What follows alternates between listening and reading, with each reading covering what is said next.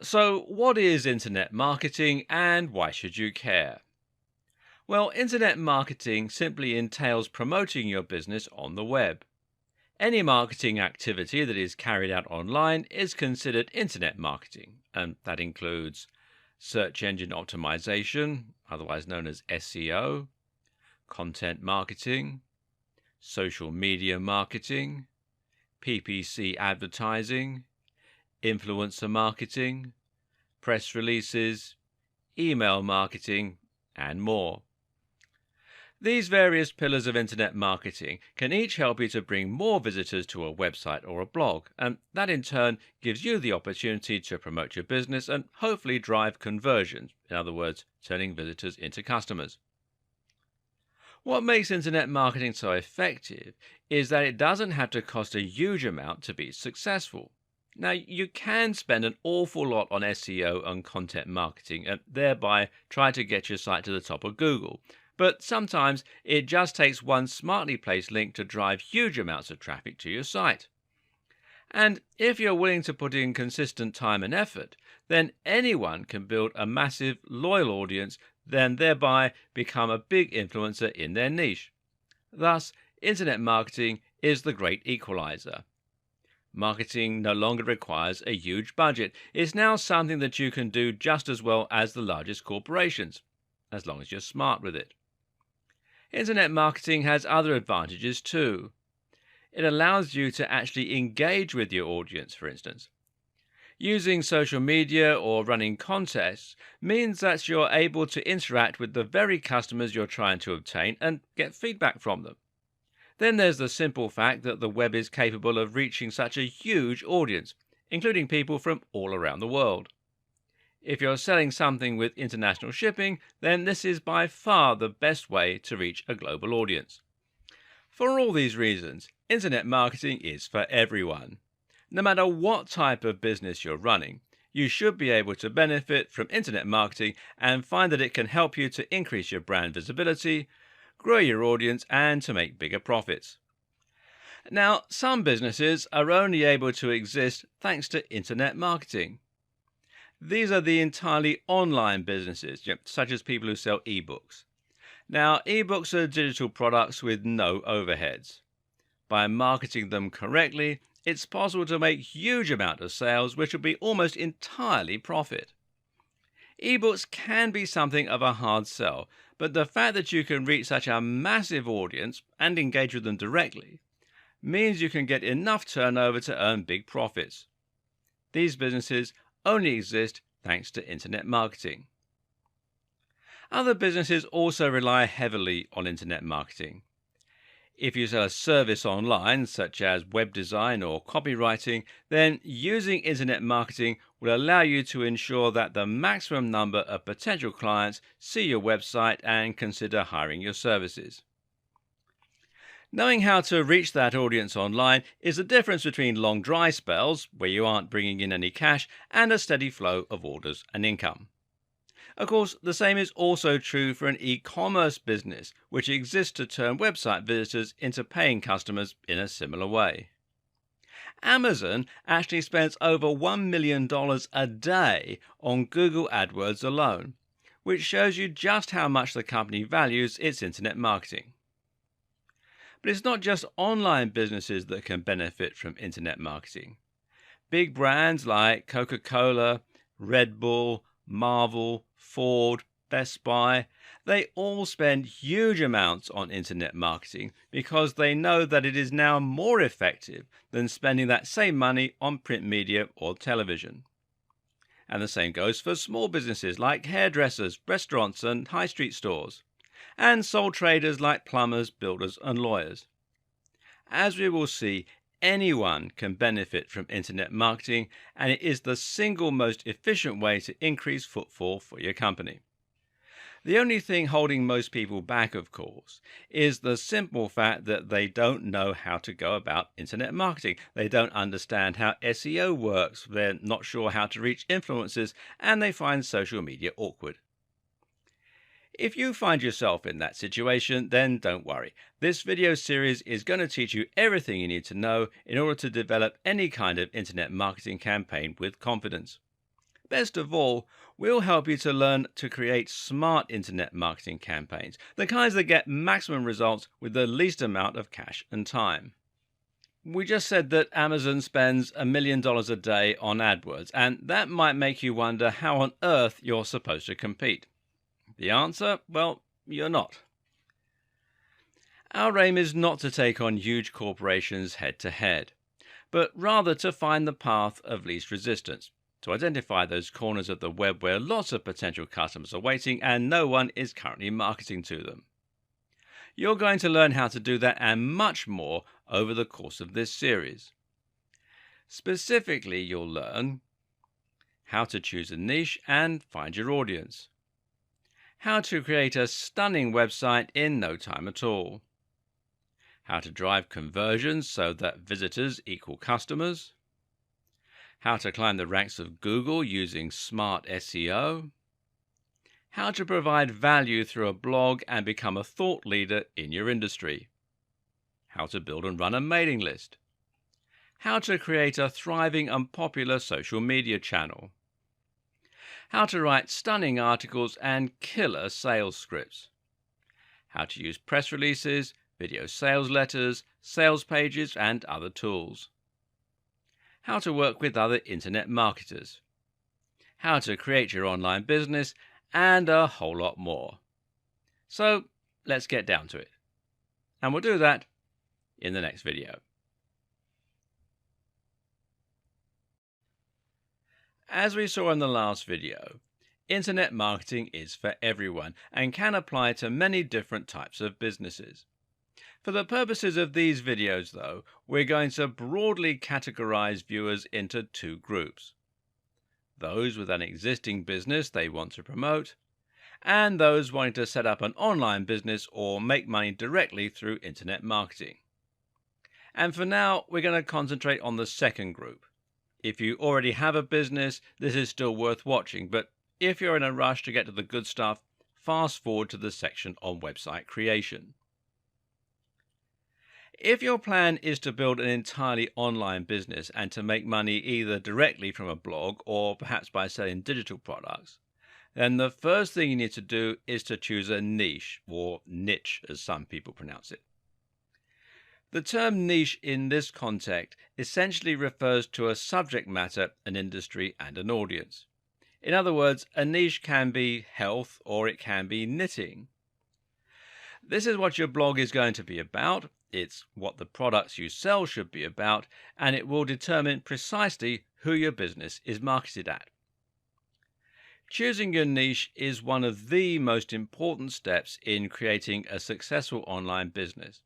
And the reason for this is that it will directly impact the amount of competition as well as the size of your audience.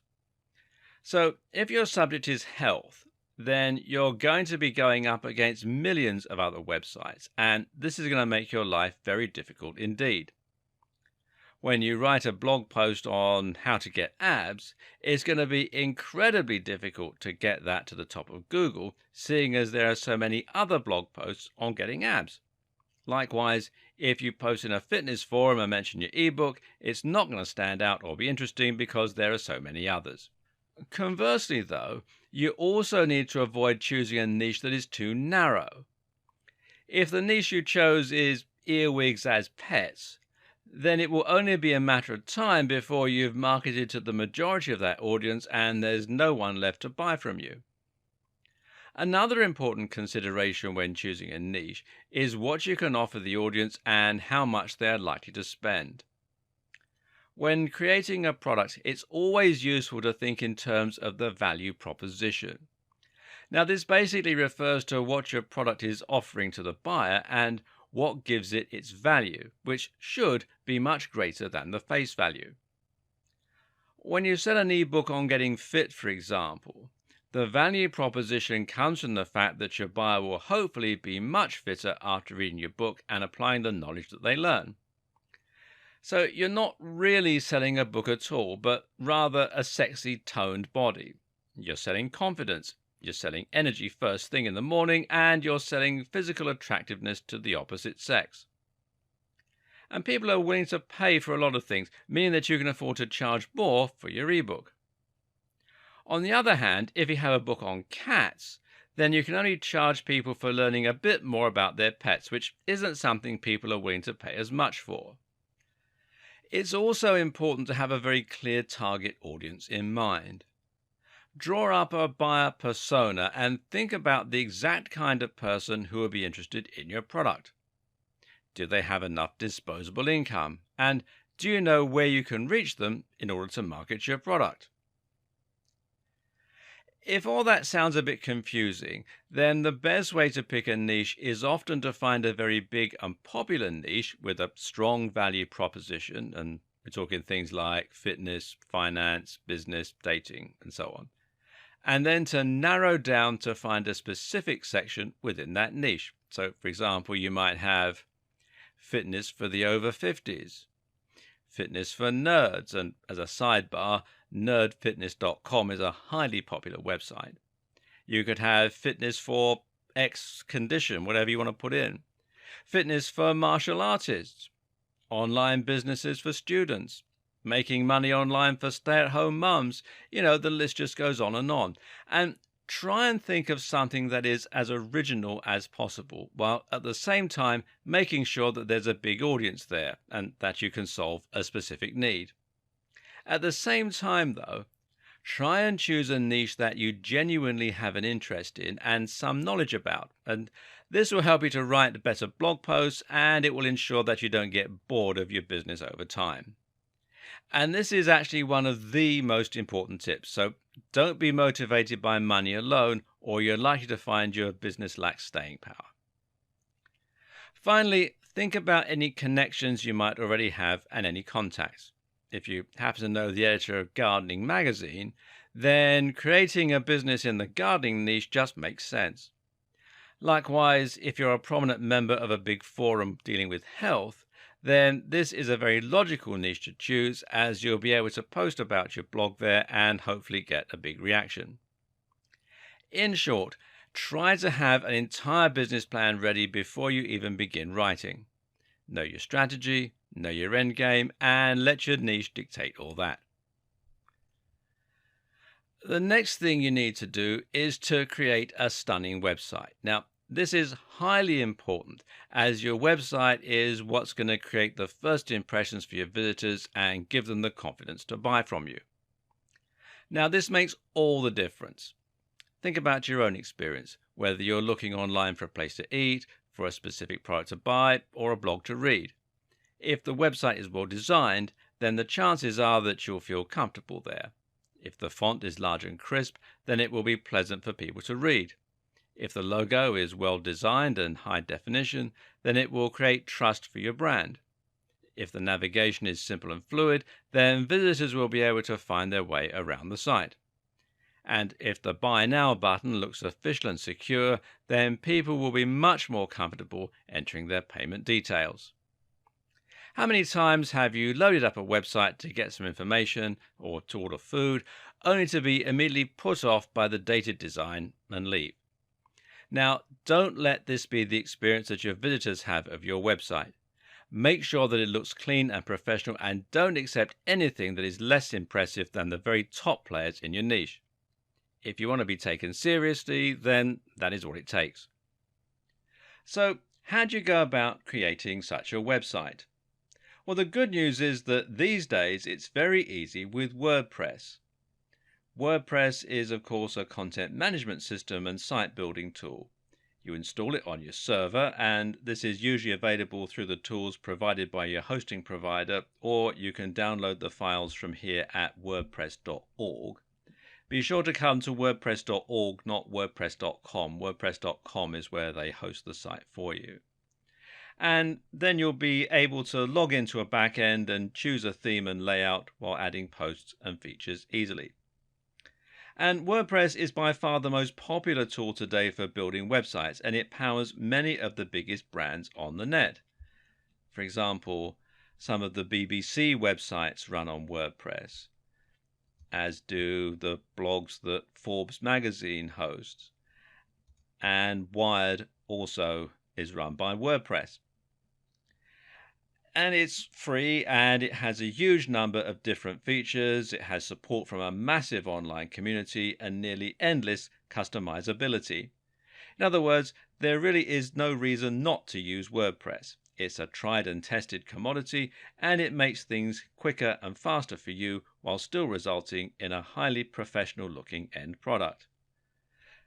Now, once you've installed WordPress, you should then look into adding a professional looking theme. Now, thankfully, these can also be added very simply by looking at the themes available through WordPress itself or by buying them from various theme stores. And a good one is themeforest.net. And you can see here they've got, at the time of making this video, 31,056 website templates and themes. And as you can see here, prices start at around $2, so it's well worth a visit. A professional looking theme with good customization options will generally set you back about $40. And this is a very worthwhile investment as it can make your site considerably more professional looking, help it to stay responsive so that it fits the size of the display that it's being viewed on, and generally ensure that it's polished and able to compete with those top players. You also need a great logo, which will help you to brand your business and will give you more marketing options. A good logo needs to be unique. It needs to encapsulate what your business is all about, try to communicate the value proposition if you can, and it needs to be crisp and high definition to look professional. If you create your logo yourself, then it's very important that you use vector files via software like Adobe Illustrator in order to make it look the part. Better yet, outsource this job to someone else. Consider using 99 Designs, which is 99designs.com, or if you're in the UK like me, it'll redirect you to 99designs.co.uk, or perhaps Fiverr, which is Fiverr with 2Rs.com. There are many different aspects to good internet marketing, which include SEO, press releases, social media marketing, influencer marketing, and more. Once upon a time, internet marketing could mean simply picking one of these facets, such as SEO, and then trying to spam it until a site got to the top of Google and started getting thousands of views. Today, though, this method just doesn't work, and in fact is much more likely to get you penalized by Google. Today, the only way to succeed online is by delivering quality, and the best way to do that is by updating your blog regularly. This is the central tenet of content marketing, and as you'll see, content marketing can provide the backbone of your entire digital marketing strategy. So, just what is content marketing? Well, essentially, content marketing means that you're going to promote your website via content, and you're going to use this to bring more people to your website and get them to engage with your brand. People are not going to visit your website or blog out of the goodness of their heart. They will go there because they're looking for something, and that something will normally be content. People use the web to find information, for entertainment or for news, all of which means content. Your core strategy is going to be publishing content on a blog regularly and using this as a way to gradually bring in more and more visitors. Eventually, this should allow you to establish trust and authority within your niche and build up a big following of regular readers who want to find your content. Your content is also what you're going to use to succeed in the various other types of internet marketing. Over the next few videos, you'll see how content is essential for SEO as well as for social media. And that's because content is what people are searching for on Google, and it's what you will mainly share on social media. But the aim is not to bring people to your site in the short term to make sales. Rather, your aim is to get people to subscribe to your site, to bookmark it, and to read it regularly. The way this works is simple. First, a visitor finds your site on Google or via a social media post. The article looks and sounds interesting. They read it and hopefully they have a good experience. But that's not going to lead to a sale, and it's not going to lead to a subscriber in most cases. Rather, they will just make a mental note that your site was reliable and interesting, and so if they see a post from you again on their travels, they will be more likely to read it next time. It's important that your branding and web design is strong, and this will ensure that they recognize the fact that they're returning to a website that they've already been to once before. Eventually, you'll get to the point where they have a question and they decide to turn to you for advice. They know you're reliable. They know they enjoy the way that you write, and so it makes sense that they'll seek you out when they want to know something. At this point, you have their trust, and it will be much easier for you to persuade them to make a purchase or to read your site regularly. Eventually, they'll become regular subscribers and they'll start actively looking into whatever you're posting next. This will mean you have a captive audience, and the next time you want to sell a product, you'll be able to. And no, this strategy is not just for online businesses or ebooks. This strategy can likewise work for a high street store or a hairdressing company. It's all about getting more people to read your content regularly so that you have built that audience and that trust. Of course, some internet marketing strategies might rely less on content marketing than others, but this is an activity that every business should be engaged in. And it all revolves around providing value for free. That may sound great, but the next question is, how are you going to go about doing this? How do you go about adding content to your site that is so exciting that people will want to read your site on a daily basis, especially if you aren't a writer naturally? Well, the first thing is to understand the type of content that gets read and the type of content that gets shared. And a clue here lies in a term that is generally looked down upon by the community: clickbait. Clickbait is content designed to get people to click, and very often it provides little to no value. You'll probably have seen this type of content on Facebook, and these are posts with titles like "You'll never believe what happens next" or "Top 10 X, number 7 will shock you." These titles get people to click by leveraging the power of curiosity. The titles are purposefully vague while also being emotionally charged, by telling you that you'll be shocked or outraged in some way. To look at, the articles appear to offer something completely new, unexpected, and shocking. Unfortunately, when we click on the links, very often we're met with something rather disappointing, and the reality fails to live up to the hype. Now, I'm not about to tell you to write clickbait content. But what I am going to do is to tell you to write content that is similarly shocking and interesting. What you must absolutely avoid are titles like 10 Great Ab Exercises or SEO for Beginners. These titles are contrived. We've all heard similar things countless times before, and they just fail to stand out or to look exciting. Your aim is to write something as intriguing and as shocking as a clickbait title, but then to actually deliver on the promise by making sure that the reality is every bit as impressive as what you were promising in the title.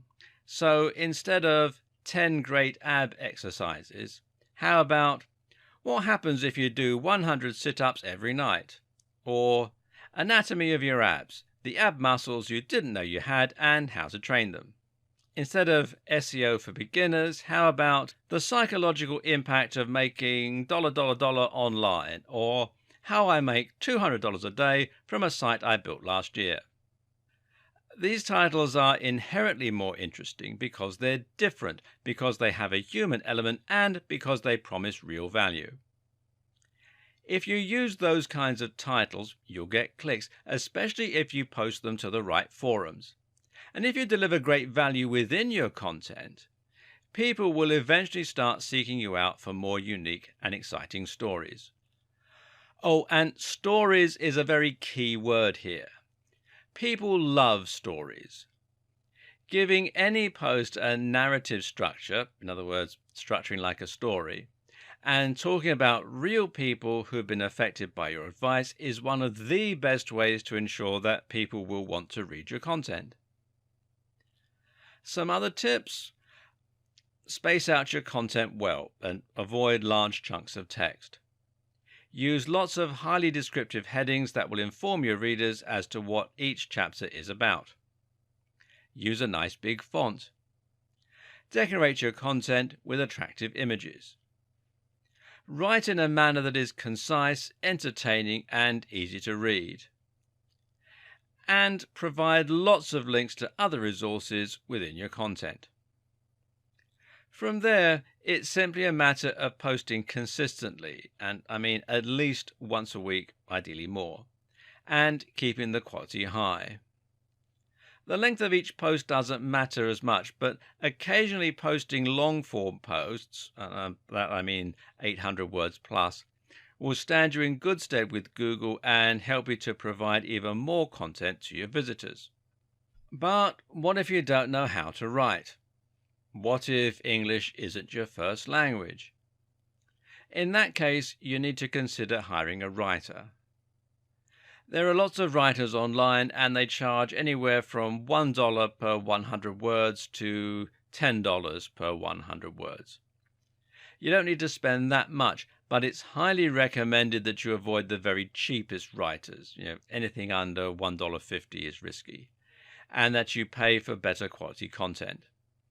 This is an important investment, as you won't be able to build trust and find regular readers if your content is written in pidgin English. One concern here is that you might not know how to check if the content is good, seeing as you won't be able to read it in the native language. The solution here is to find someone who can tell the difference and to get them to check it for you. And I can't stress enough how important this is. The key to effective social media marketing is the exact same as the key to effective content marketing: providing value. Unfortunately, this is something that a huge number of businesses have absolutely no idea how to do, and that results in some very poorly managed social media. Take a look at the social media pages of your typical local B2B companies, and you'll find that they tend to post some rather uninspiring and vapid statuses and posts. You'll see things like, "Find out why our content management solution is the best in the business," and "Order our EPOS system today and start serving your customers better." Well, this is nothing but blatant self-promotion, and not even interesting self-promotion. Ask yourself, why would anyone be interested in following that? What are they gaining by reading your posts? One of the single most important questions to ask when looking at your social media or your content is, would you read it? If not, then you need to do something to make it more interesting. This means your social media now needs to provide some kind of purpose for the viewer. It should be interesting, it should be entertaining, and it should be useful, or it should be inspiring. Inspiring social media can work particularly well. Take a look at Instagram, and you'll find lots of accounts filled with people wearing stunning clothes, posing to show off their rippling muscles, or even just showing off their wealthy lifestyle. Then there are the travel accounts with lots of pictures of beautiful mountain ranges and sunsets. Why do these work? Well, because people see those channels and feel inspired. They live vicariously through them and enjoy daydreaming about having a life like that. They know that if they follow that account, they'll be shown many more similarly inspiring posts, and they continue to live the dream. And guess what? When you then promote a piece of clothing or an ebook on how to get fit, they listen. Examples of popular Facebook pages are things like IFL Science, which posts links to articles with some really eye-catching titles and gets tons of likes and tons of shares as a result. The best Twitter accounts are ones run by personal brands that let fans feel as though they are really getting to know them, with insights into their daily routines, with jokes, or with insider tips. Want to make a splash on Pinterest? Then how about creating a board to show off life hacks, or to demonstrate great outfit choices, or workout inspiration? The aim again is to provide real value, and the way to know if you're doing this well is to ask yourself, would people be disappointed if you stopped posting to your account? Not just your blog, but your social media channels. Your social media needs to be able to stand on its own 2 feet and be something people enjoy in its own right. That's how you gain followers and shares, and it's how you get people to visit your site and buy your products. Once again, from there the key is to post regularly and to be consistently on topic.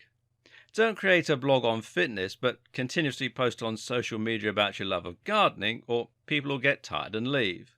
How frequently should this be? Well, ideally, the more frequently you post, the better. Several times a day is generally recommended, especially since the likes of Facebook will only show each post to a small percentage of your followers. Now let's look at some more tips for getting your social media right. One thing you might be wondering is how you can provide this kind of entertaining, engaging value when you run a website about life insurance. What could you possibly do on Instagram or Pinterest that would be appropriate? Well, the answer is not to think about the service directly, but rather about the value proposition and the audience. Your aim is to post things that will be interesting to the same demographic and will be relevant, but this doesn't have to mean you only ever post directly about life insurance. One example of this might be to make an Instagram account about all the ways to spend time with your family and take care of them as a mum and dad. This has a very broad appeal, but it's also directly relevant to life insurance because, after all, life insurance is all about looking after your family once you're gone. People who want to be better mums and dads can follow your Instagram, which will be in the same spirit as your business. And once you have their ear, you can recommend life insurance policy X. Likewise, you could do something similar with a Pinterest account. How about making all this about ways to save money as a family? You could show money-saving hacks, budgeting tips, etc., and use that to promote your life insurance as the best financial option, or your website as the best place to learn about life insurance. Another important tip is to think about your audience and who they are. If you want people to share your posts, and this is the best way to ensure they reach the maximum number of people, then you need to be sure you're targeting your audience specifically. This is important, seeing as trying to reach too wide an audience will ultimately mean that you don't specifically appeal to anyone. This is the mistake a lot of people make with their posts on how to get abs. They think that they need to appeal to everyone, and thus they end up with very safe and very generic content. But content performs best when it's targeting specifically at a particular type of person. This all relates to the psychology of sharing. Why do we ever share content? Well, there are two simple reasons: to express ourselves or to communicate.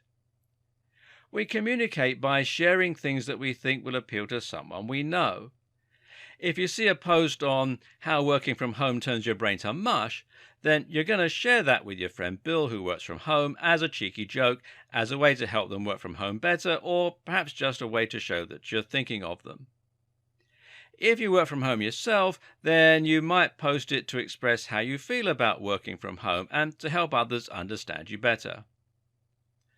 But notice that in both scenarios, the post only works because it applies so specifically to people who work from home.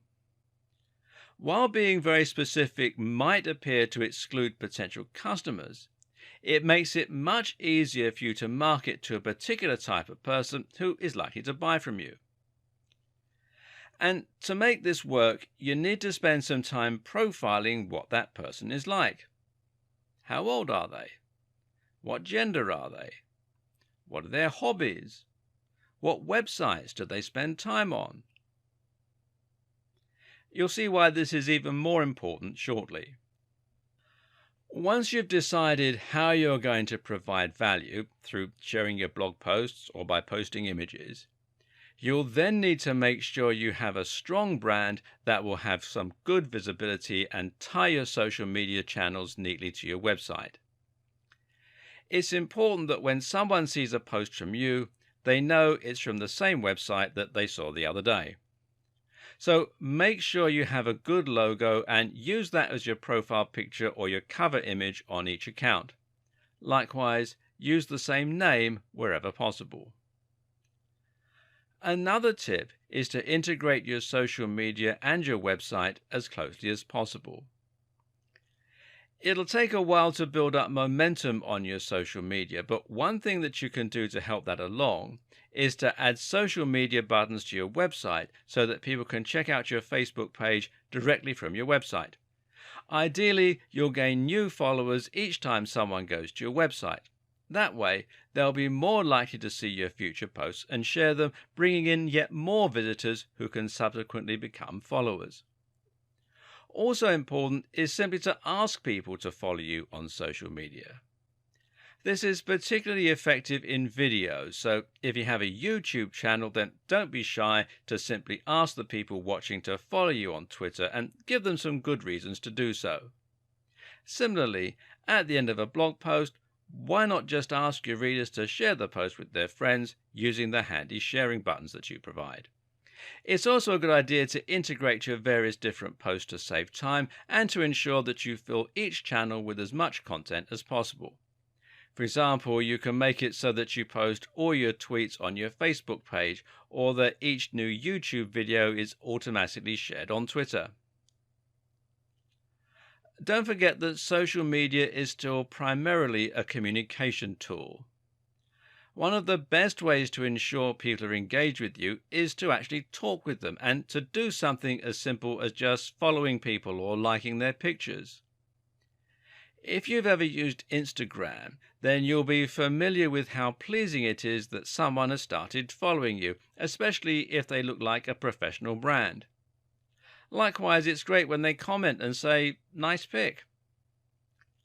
This will motivate you to check out their channel and, in many cases, to follow it. So just spend some time posting and, of course, be sure to actually respond to people. Running contests and surveying your audience can also be a very good way to increase engagement and to get a better idea of what your followers want to see from you. A good example of a contest is to award a follower with a free gift if you get over X number of likes. This can help you to build more shares and likes, as well as being a great way to thank your fans. Now it's time to look at one of the biggest pillars of internet marketing of all, SEO. SEO is search engine optimization, and this basically means that you're trying to get your website to show up in the search results. Of course, you're not going to be able to show up high in every search result, so this is where keywords and targeting come in. A keyword is essentially a word or phrase that people are going to search in order to find your site. When people go shopping online, they'll almost always start with Google. And when they start with Google, they will begin by searching for the thing that they want.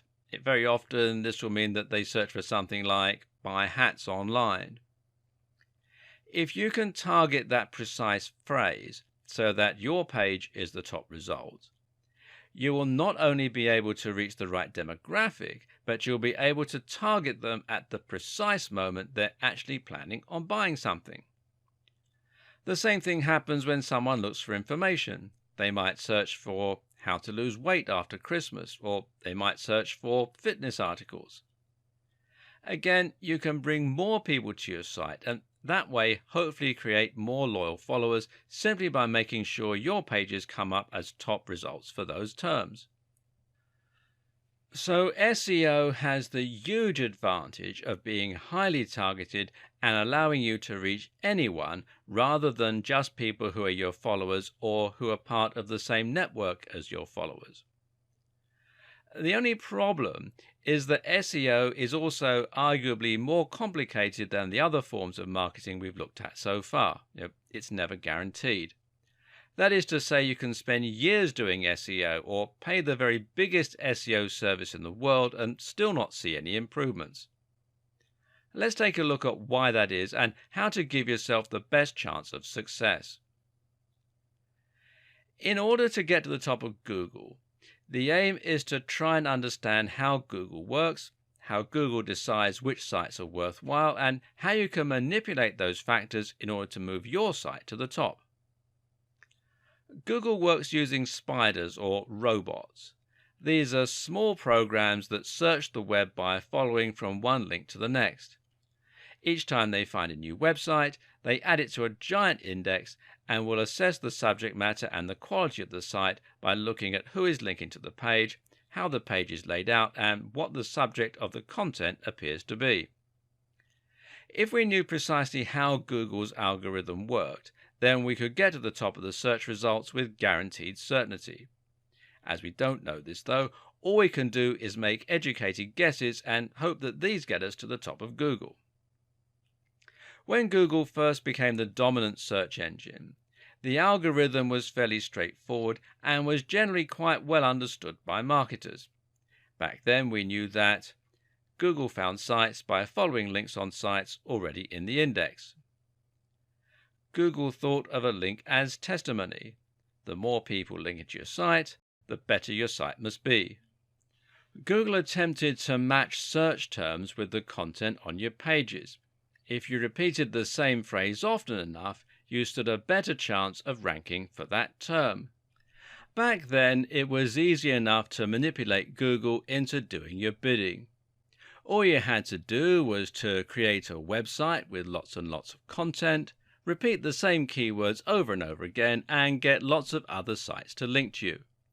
It was literally a matter of whoever worked the fastest could get to the top of Google the quickest. Unfortunately, though, this also led to some very bad practices. People would stuff keywords into their text, repeating the same few phrases over and over again. People would pay for links. People would steal content and spin it, swap words for synonyms, and generally Google's results started to become dominated by spam. So Google clamped down and introduced some smarter rules and algorithms. These updates to its system were known as Penguin and Panda and really shook up the internet marketing community. Now Google is much smarter when it comes to looking for content and now values quality over quantity to a large degree. A few examples of the changes.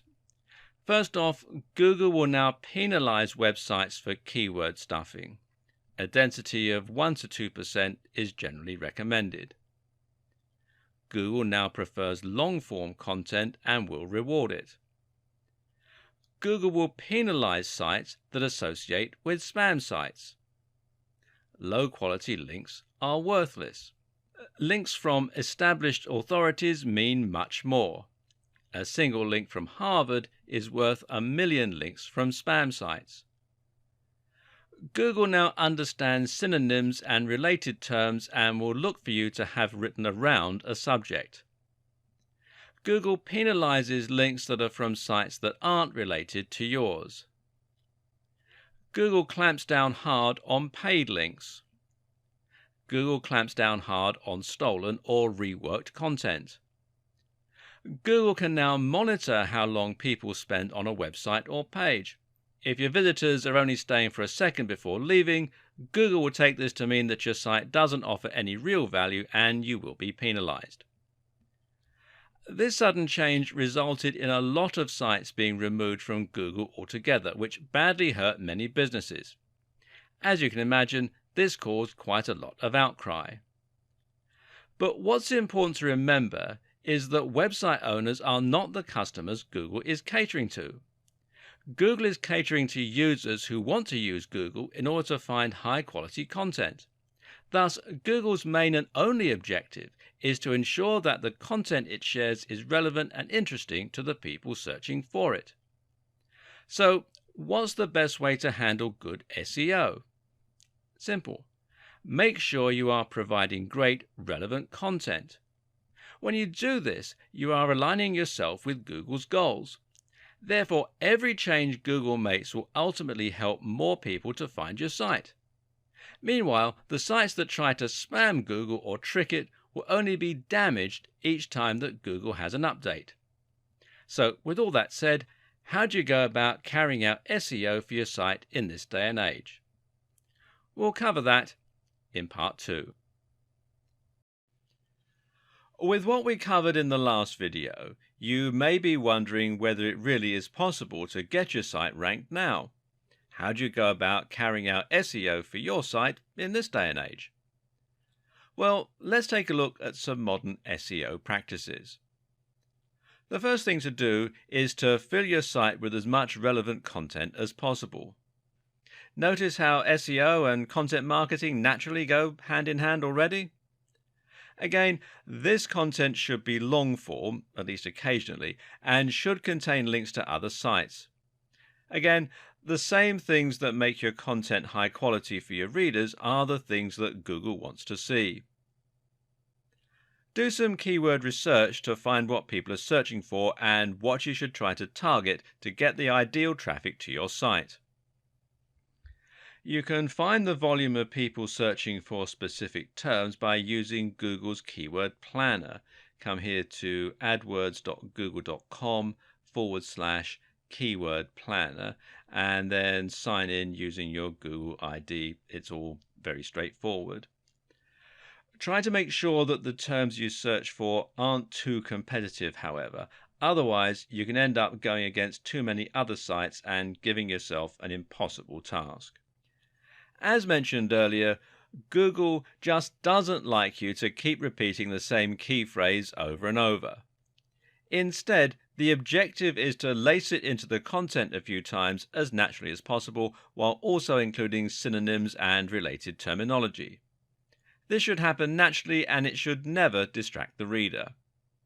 From here, you can go about building links from high-quality, relevant sites.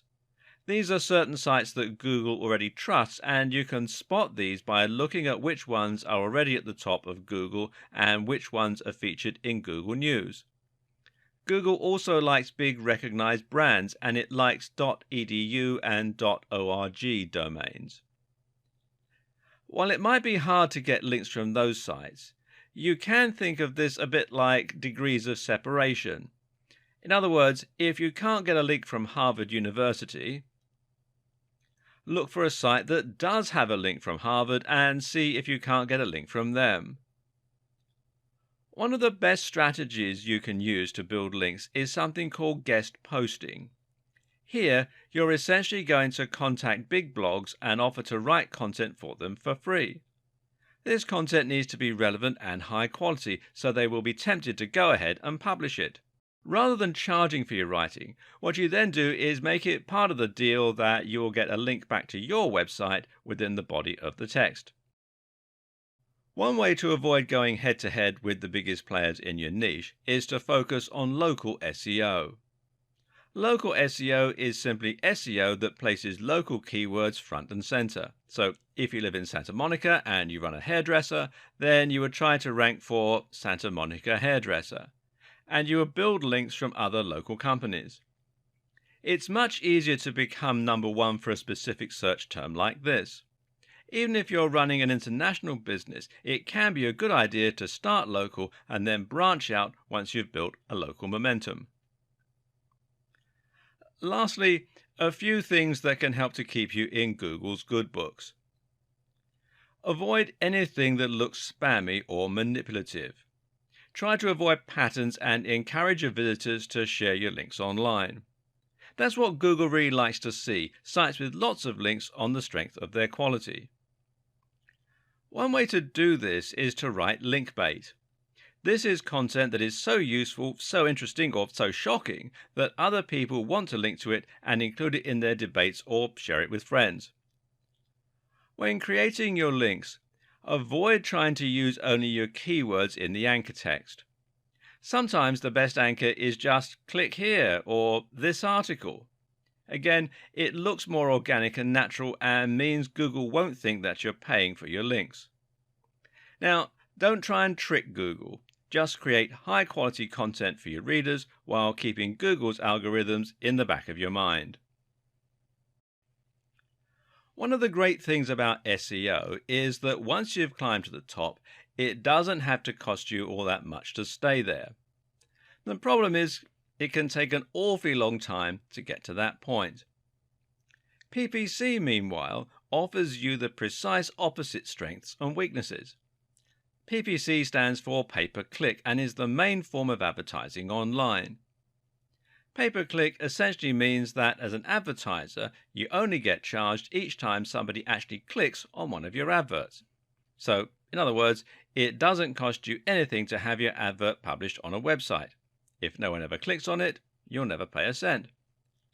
But each time someone does click on it, you'll be charged X amount of money.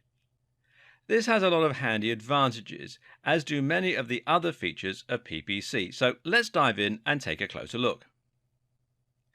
So how much exactly do you pay for each click? And where will your ads show? What's the best way to make the most money from it? Well, essentially, you get to decide precisely how much you want to pay for each click. The caveat is, the less you pay, the less your advert will get seen. That's because ads are shown based on a bidding system. Whenever a space becomes live, all of the relevant ads will be compared, and the one that pays the highest will get shown. That means you can get clicks for 1 cent if you're in a niche with zero competition, but for a much more competitive industry, you can end up paying as much as $5 per click. The good news is you only pay the amount you need to beat the next highest competition. So if your maximum bid is $5, but there's only one competitor who's paying $1, you'll get the ad for $1.01. As well as setting how much you're willing to pay, which is known as your minimum bid, you can also set how much you're willing to pay per week or per month. This is your budget, and by setting this, you can ensure that you never spend more cash than you have. The great thing about this system is it means you can actually guarantee ROI for your business. You do this by calculating how much it's going to cost you to bring each new visitor to your site, which will be equal to your CPC, or cost per click. You then look at your conversion rate, in other words, what percentage of new visitors become paying customers, and then you compare these numbers. So if 1 in every 100 visitors buys something from you, in other words, a 1% conversion rate, and your product earns you $50 per sale, that means each visitor is worth $50 divided by 100, or 50 cents.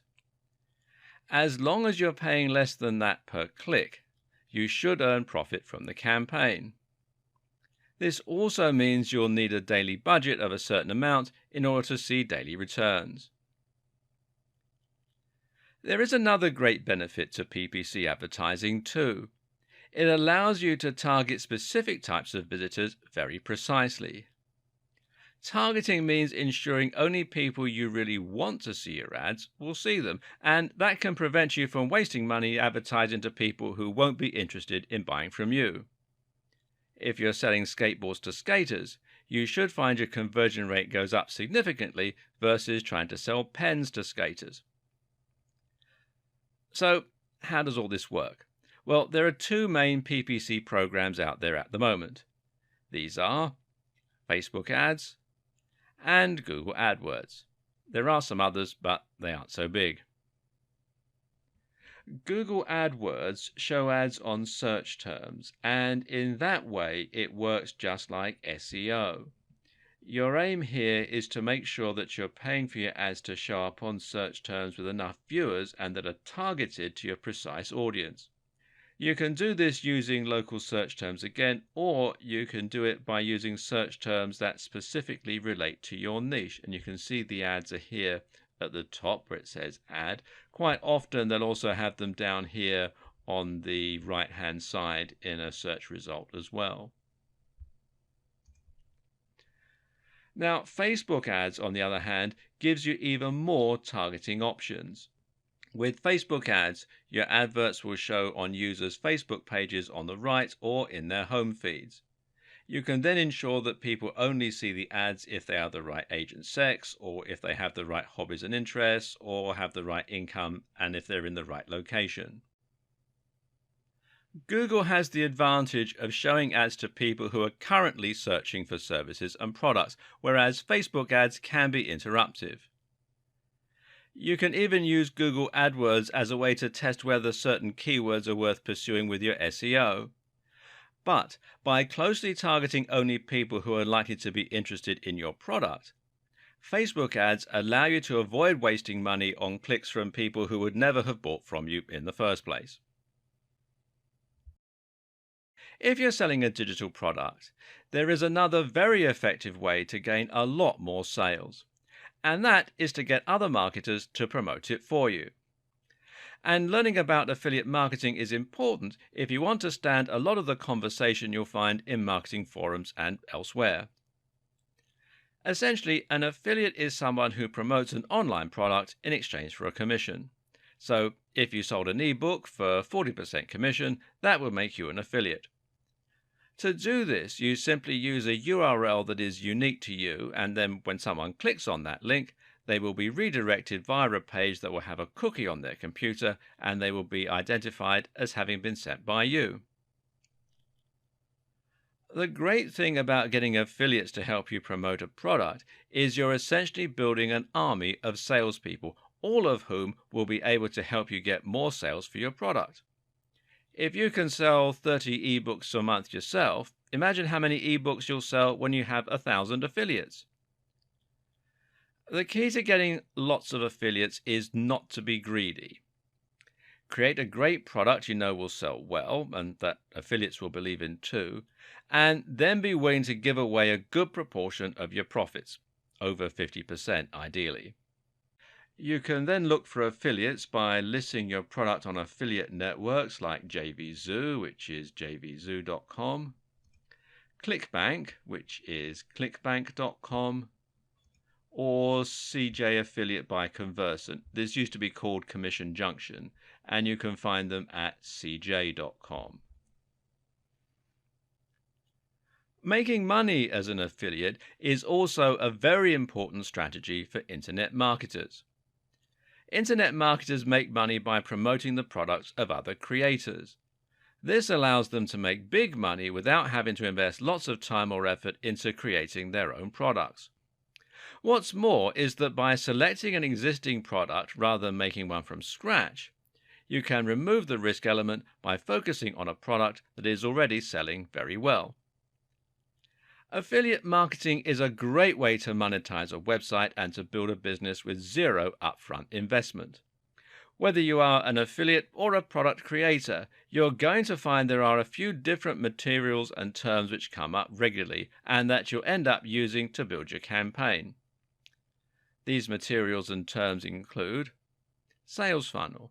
Now, a sales funnel is a selection of free blog posts or articles, perhaps a mailing list, maybe a free report, followed up by a paid report and increasingly high ticket, in other words, expensive items.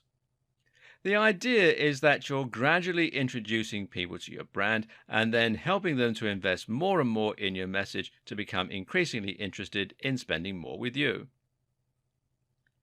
Then there's sales page. A sales page is a page which is entirely dedicated to selling your product. That means there will be no external links, no distracting content or images, just one sales script designed to promote the product and make it sound highly desirable. This will be interspersed with buy now buttons and will use persuasive writing. Then there's free report. And a free report is a small excerpt or example of your sales funnel. There's VSL, and VSL is a video sales letter. This is a spoken script that works like sales copy to engage the visitor and get them to buy. And finally, there are squeeze page and email swipes. Now, email swipes are ready-made marketing messages. We'll look a little more at how a squeeze page and mailing list work together in a moment. As a marketer, you can either create these materials yourself, get them free when you sign up as an affiliate, or use other strategies to promote the products. Either way, though, understanding these terms is going to come in very handy when you're learning about internet marketing. It's worth understanding this concept as, like I said, it comes up a lot in forums and online communities. In fact, for many people, internet marketing and affiliate marketing are somewhat inseparable. You'll find this when you check out sites like Black Hat World, which is blackhatworld.com, and the Warrior Forum, which is warriorforum.com. These are forums where internet marketers can discuss ideas and tips with one another, as well as finding opportunities, business partners, clients, and services. The Warrior Forum even has its own affiliate network. Spending some time on these forums is a very good way to get acquainted with the world of internet marketing and all it entails. You'll also find a ton of good advice, as well as being able to hire writers, SEO companies, web designers, and other professionals to help you get your campaign up and running. Here, you will often find lots of people selling link building services, but you should be wary of these as the links are often low quality. Spend some time here though, learn the ropes, and find out what it really means to be an internet marketer. There are many, many more aspects to internet marketing, and we only really have just scratched the surface. That said, you should now know all of the basics and have a deeper understanding than most people regarding what is actually likely to work versus what ultimately amounts to spam. Before we go though, there are just a few more concepts you need to familiarize yourself with. If someone lands on your site for the first time and you try to sell them a copy of your ebook or a service, you should expect to find that this is more likely than anything to just drive them away. Think of it a little bit like asking for someone's number before they've even had a chance to get to know you. Much more successful is to spend some time establishing trust and familiarity, but you do need to ensure that they come back in order to do that. And this is where a mailing list comes in. It gives you a way to contact your visitors directly, and more importantly, it represents permission to message them. Your objective then is to ensure your members actually keep reading your mailing list rather than ignoring your messages. In order to do that, you need to ensure that you are, you guessed it, providing value. Emails can be lessons, they can be exclusive updates, or they can be full articles. Just make sure that they are providing value. In order to start collecting emails and sending them out, you'll need a tool called an autoresponder. This is what will enable you to create forms as well as letting you manage new subscribers, people who want to leave your list, etc., etc. Good examples of autoresponder services include Aweber, which you can find here at aweber.com, GetResponse, which is getresponse.co.uk in the UK and getresponse.com everywhere else, and mailchimp.com. Don't ignore this aspect of your marketing. Many gurus suggest that this is the most effective tool in your arsenal. Press releases are short documents you send out to big bloggers and websites. The idea is to make your website or your product sound like news so that they will consider writing about it. The mistake a lot of marketers make is to think they can just promote their product and that the news outlet is going to be happy to write about it and essentially provide them with free exposure. Now, this is not how it works. Like you, magazines and websites are predominantly interested in providing value to their readers, so they'll only tell you a story if it's genuinely interesting or exciting. So ask yourself, how can you make your brand something people will be interested in reading about? A publicity stunt is one answer, doing something completely unique is another. Rather than targeting big blogs though, why not consider targeting the smaller influencers? These are individual bloggers, YouTubers, social media stars and the like who have thousands or even millions of followers. If you can convince them to give you a shout out, you can sponsor them to do this, give them something for free or exchange favors, then that can give you instant access to a gigantic audience and potentially transform your business overnight.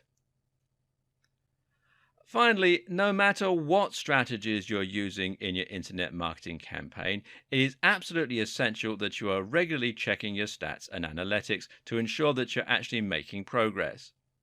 Look at how many visitors you're getting daily, Look at which activities are bringing you the most customers and use this information to hone and improve your campaign over time. There are several different tools that you can use to do all this, but by far the most popular and capable is Google Analytics. If you're serious about internet marketing, then the two of you need to get acquainted. This video series has thrown a lot of information at you all at once, and there's still more to learn. Unfortunately, that's the nature of the beast. Internet marketing is a huge subject, and you will never have learned everything. Moreover, it's also a subject that is continually changing and evolving, so you'll never know absolutely everything that there is to know.